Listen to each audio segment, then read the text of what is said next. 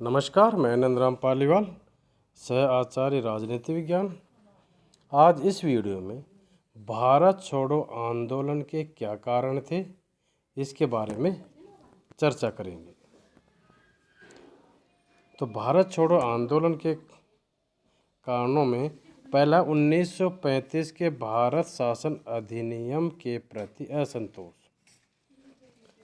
भारतीय जनता के बढ़ते असंतोष को कम करने के लिए ब्रिटिश सरकार ने भारत शासन अधिनियम 1935 पारित किया, परंतु यह अधिनियम भारतीय इच्छाओं के प्रतिकूल था। दूसरी ओर द्वितीय विश्व युद्ध शुरू होने के साथ साथ 1935 के अधिनियम में ब्रिटिश संसद में संशोधन भी कर दिया गया। संशोधन के द्वारा केंद्रीय सरकार को प्रांतीय सरकारों पर नियंत्रण रखने की विशेष शक्ति मिल गई, जिससे प्रांतीय स्वायत्तता खोखला प्रावधान बन के रह गई और गवर्नर जनरल और गवर्नर को कई मनमानी और विवेक की शक्तियाँ दी गई, जिनके आधार पर प्रांतीय स्वायत्तता संभव नहीं थी। दूसरा, क्रिप्स मिशन की असफलता। क्रिप्स प्रस्तावों को एकदम वापस ले लिया गया और सर क्रिप्स को एकदम से इंग्लैंड बुलाए जाने से भारत में घोर निराशा का वातावरण और इस विचार को जन्म मिला कि क्रिप्स मिशन से संबंधित संपूर्ण क्रियाकलाप एक राजनीतिक धूर्तता मात्र थी, जिसका उद्देश्य अपने युद्ध सहयोगियों अमेरिका, चीन, ऑस्ट्रेलिया इत्यादि को संतुष्ट करना था और इस मिशन की सारी असफलताओं का उत्तरदायित्व भारतीय जनता पर डाल देना था। इसके फलस्वरूप क्रिप्स मिशन की असफलता का भारत ब्रिटेन संबंधों पर विपरीत प्रभाव पड़ा। जापानी आक्रमण का भय। कांग्रेस जापानियों को नाराज करने को तैयार नहीं थी और जापानी आक्रमण का भय भी दिन रात चौगुना बढ़ता जा रहा था और कांग्रेस ने समझ लिया कि अंग्रेज भारत की रक्षा करने में असमर्थ है। इसके साथ ही वे ये सोचते थे कि अंग्रेज शासक के रूप में भारत छोड़कर चले जाए तो शायद जापान भारत पर आक्रमण नहीं करेगा। इसलिए वे सोचते थे कि अंग्रेज़ों का साथ देकर जापानियों को नाराज नहीं करना चाहिए। बर्मा में भारतीयों के प्रति पशुवत व्यवहार। बर्मा में भारतीय शरणार्थियों के साथ घोर अपमानजनक व्यवहार किया जा रहा था। बर्मा पर जापान विजय के पश्चात अंग्रेजों व भारतीयों को भारत आने के लिए अलग अलग मार दिए गए। भारतीयों के साथ पशुवत व्यवहार किया गया। इस घटना से गांधी जी बहुत दुखी हुए और उनका रवैया कठोर होता चला गया। अगला, पूर्वी बंगाल में भय और आतंक का वातावरण। पूर्वी बंगाल में भय और आतंक का राज्य था। अंग्रेजों ने वहाँ सैनिक उद्देश्यों की पूर्ति के लिए बहुत सी भूमि पर अधिकार कर लिया था। इसके अतिरिक्त उन्होंने वहाँ देशी नावों को, जो हजारों परिवारों की जीविका का साधन थी, नष्ट कर दिया। इससे लोगों के दुखों में अपार वृद्धि हुई और अंग्रेजों के खिलाफ घृणा की भावना तीव्र उठी। अगस्त प्रस्ताव के प्रति असंतोष। कांग्रेस के दबाव तथा युद्ध की स्थिति को देखते हुए तत्कालीन वायसराय लॉर्ड लिथगो ने 8 अगस्त 1940 को ब्रिटिश सरकार की नई नीतियों की घोषणा की, जो अगस्त प्रस्ताव के नाम से प्रसिद्ध हुई।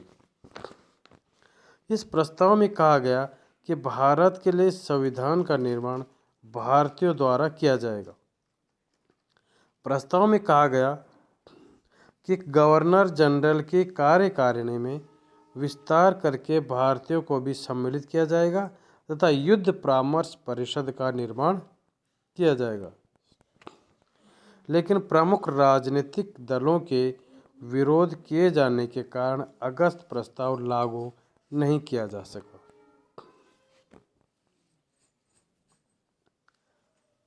अगला, खराब आर्थिक स्थिति। द्वितीय विश्व युद्ध के बाद के कारण कीमतों में अप्रत्याशित वृद्धि हुई, जिससे आर्थिक स्थिति खराब होती चली गई।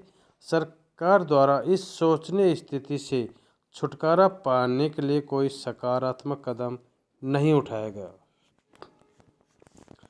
अगला, कांग्रेस का व्यक्तिगत सत्याग्रह।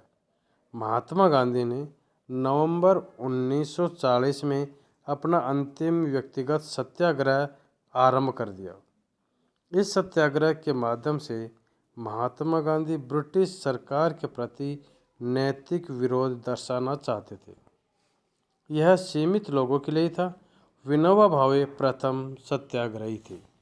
तो ये थे भारत छोड़ो आंदोलन के कारण। वह भारत छोड़ो प्रस्ताव 8 अगस्त 1942। वर्धा में 7 से 14 जुलाई 1942 को हुई कांग्रेस की कार्य समिति की बैठक में भारत छोड़ो नामक प्रस्ताव पारित किया गया। इस प्रस्ताव में ब्रिटेन से तत्काल ही भारत छोड़ने की अपील की गई। इसके अतिरिक्त अन्य मांगे थी। कांग्रेस ने ब्रिटिश सरकार से उसकी मांगे स्वीकार करने की अपील की और ऐसा न करने पर आंदोलन शुरू करने की धमकी दी। इसके बाद प्रस्ताव में रखे गए ये मुद्दे कांग्रेस कार्य समिति ने अखिल भारतीय कांग्रेस समिति के सामने अंतिम फैसले के रखे। वर्धा प्रस्ताव के निश्चय के अनुसार 7 अगस्त 1942 को बम्बई में अखिल भारतीय कांग्रेस कमेटी का अधिवेशन प्रारंभ हुआ और इसने कांग्रेस कार्यकारिणी द्वारा पारित प्रस्ताव का बम्बई में 8 अगस्त 1942 को अनुसमर्थन कर दिया। यही प्रस्ताव भारत छोड़ो प्रस्ताव के नाम से जाना जाता है। गांधी जी इस आंदोलन को अहिंसात्मक जन आंदोलन बनाना चाहते थे। उन्होंने एक भाषण में कहा था, यह आंदोलन जन आंदोलन होगा। इसमें सब साधनों हिंसात्मक या अहिंसात्मक का प्रयोग किया जा सकता है, परंतु मैं इसके फलस्वरूप हिंसा नहीं चाहता। परंतु यदि हिंसा शुरू हो जाती है तो उसके लिए कुछ नहीं किया जा सकता। यह हमारी विदेशी शासन के प्रति निहत्थी क्रांति होगी। इसलिए मैं इस आंदोलन को अहिंसात्मक रूप से चलाने के लिए प्रत्येक सावधानी का प्रयोग नहीं करूँगा था। इस आंदोलन को चरम सीमा पर ले जाने से हिचकूंगा नहीं। यह सबसे बड़ा आंदोलन होगा। गांधी जी ने कहा, यह आंदोलन कांग्रेस की अंतिम कोशिश होगी। या तो भारतीय स्वतंत्रता प्राप्त करेंगे या मर मिटेंगे। इस प्रकार गांधी जी ने अपने भाषण में भारत वासियों को करो या मरो, डू और डाई का इतिहास प्रसिद्ध संदेश दिया। कांग्रेस नेता गिरफ्तारी। गांधी जी आंदोलन प्रारंभ करने से पहले वायसराय महोदय से बातचीत करना चाहते थे, लेकिन सरकार ने इसका अवसर ही नहीं दिया और 9 अगस्त 1942 को गांधी जी, उनके पत्नी, प्रदेश कार्यकारिणी समिति के सदस्यों और बम्बई के 40 प्रमुख नागरिकों को हिरासत में ले लिया। गांधी जी और श्रीमती नायडू को पूना में आगा खां महल में और अन्य नेताओं को अहमदनगर के मुगल किले में बंदी बना लिया गया। सरकार ने एक विज्ञप्ति द्वारा यह सिद्ध करने का प्रयास किया कि कांग्रेस के व्यवहार के कारण ही ऐसा किया जा रहा है और भारत छोड़ो आंदोलन शुरू हो गया। और भारत छोड़ो आंदोलन का विकास, इसके चरण। पहला चरण बाल्यावस्था। आंदोलन की पहली अवस्था गांधी जी की 9 अगस्त 1942 की गिरफ्तारी से लेकर 3-4 दिन तक रही। मार्गदर्शन के अभाव में जनता ने व्यापक जन विद्रोह का रूप धारण कर लिया। जनता ने जुलूस निकाले, सभाएं की तथा हड़ताल का आयोजन किया। इस काल में श्रमिक हड़तालों का विशेष प्रभाव था। पुलिस का दमन चक्र चला जिससे लोगों में अत्यधिक असंतोष भड़का और वे हिंसा पर उतर आए। दूसरा चरण युवावस्था। इस काल में जनता ने सरकारी भवनों का विध्वंस किया और रेलवे, डाकखाने तथा पुलिस थानों पर विशेष आक्रमण किए। अनेक स्थानों पर तो अराजकता की स्थिति भी उत्पन्न हो गई और अस्थायी सरकारों का निर्माण हो गया। लगभग एक सप्ताह के लिए बम्बई, अहमदाबाद, दिल्ली, मद्रास, बेंगलोर व अमृतसर में सार्वजनिक जीवन बिल्कुल ठप हो गया।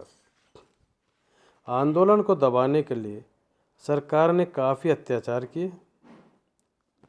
तीसरा चरण था प्रौढ़ावस्था। इस काल में व्यक्तियों ने विभिन्न स्थानों पर सशस्त्र हमले किए। ऐसी घटनाएं मुख्य रूप से बंगाल और बिहार में घटी। इस प्रकार का आंदोलन सन 1943 की फरवरी तक चला। बम्बई, उत्तर प्रदेश, मध्य प्रदेश तथा कुछ अन्य स्थानों पर जनता द्वारा बम फेंके गए। शासन द्वारा सर्वत्र आंदोलन का बहुत अधिक कठोरतापूर्वक दमन किया गया। इस प्रकार के अमानवीय दमन ने खुले विद्रोह को दबाने में सफलता प्राप्त की, लेकिन आंदोलन भूमिगत हो गया। वृद्धावस्था। चौथी अवस्था में आंदोलन बहुत धीमी गति से 9 मई 1944 तक चलता रहा। इस काल में आंदोलनकारियों ने तिलक दिवस और स्वतंत्र दिवस मनाए। श्री जयप्रकाश नारायण और अरुणा आशा पल्ले ने बहुत ही सराहनीय कार्य किए। वास्तव में देखा जाए तो वे ही आंदोलन के कर्णधार थे। मुस्लिम लीग, साम्यवादी दलों, दलित वर्ग के नेता अम्बेडकर तथा हिंदू महासभा के नेता सावरकर ने इसमें भाग नहीं लिया और राजाओं तथा राय बहादुर का भी यही रवैया रहा। धन्यवाद।